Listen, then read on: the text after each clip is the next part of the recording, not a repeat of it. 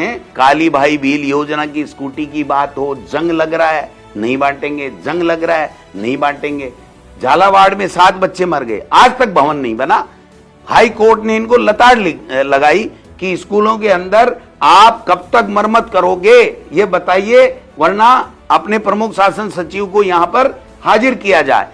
16,000 करोड़ रुपए लगेंगे, इनके पास कोई प्रोजेक्ट नहीं है। कोई दावे के साथ कहता हूं कि मुख्यमंत्री जी आ जाएं, अल्बर्ट हॉल के सामने बैठ जाएं, अपनी 2 साल की हिसाब ले लें, हम हमारा शुरू के 12 महीने का ले लेंगे और शुरू के 12 महीने में 2 साल की तुलना कर लें। ये तो कह रहे 5 साल, जो 5 साल में करना था कर दिया। आप किसी की भी सेक्टर को ले लीजिए, इन्होंने कोई काम नहीं किया। कहते हैं 73% तो वादे ही पूरे कर दिए। एक वादा जो देश के प्रधानमंत्री ने कहा था ईआरसीपी को राष्ट्रीय परियोजना बनाऊंगा, वो पूरा किया हो तो बता दो।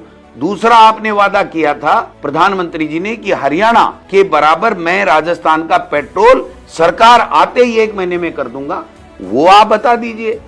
किसान को गेहूं में बोनस की बात की थी, किसान सम्मान निधि की 12,000 की बात की थी, वो बता दीजिए। देश के प्रधानमंत्री ने कहा था कि हम योजनाएं बंद नहीं करेंगे, आपने खाद्य पैकेट की योजना, जनहितैषी योजना को बंद कर दिया, आपने मुख्यमंत्री चिरंजीवी योजना को बंद कर दिया, आपने मोबाइल बंद कर दिए गरीब को मिलने वाले, जो महिलाएं योजनाओं का लाभ लेती और अपने बच्चों से, आपने विदेशों में गरीब के जो बच्चे जा रहे थे उनकी स्कॉलरशिप को बंद कर दिया। नाम चेंज कर दो कोई फर्क नहीं पड़ता, लेकिन उसका क्राइटेरिया चेंज कर दिया और आगे जाने का मतलब नहीं। सारी योजनाएं बंद है। स्कूलें बंद कर दो, स्कूलें बंद कर दो। 1 करोड़ का 98 लाख समथिंग था जब मैं शिक्षा मंत्री था, आज 67 लाख भी नहीं है। और जो ये नामांकन घटा है मंत्री जी की और इस सरकार की गलत नीति है उसके कारण से घटा है।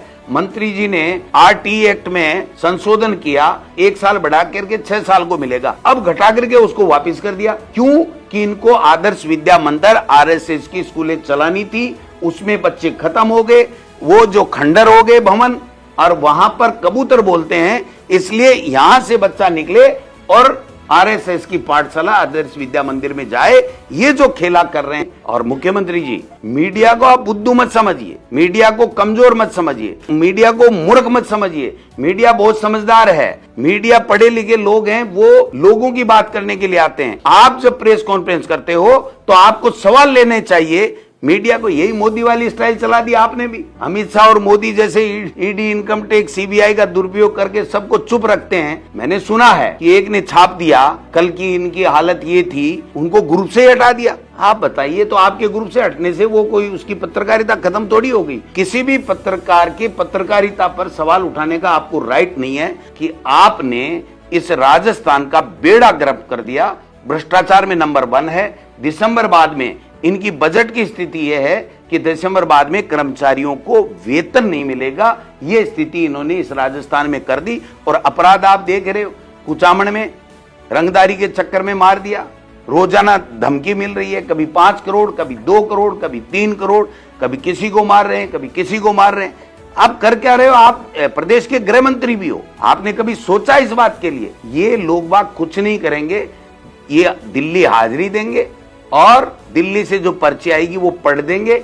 इनसे प्रदेश के विकास की बात करना, किसान की, मजदूर की, नौजवान की, बेरोजगार की समस्याओं का समाधान करना, इनसे कभी कोई आशा नहीं की जा सकती।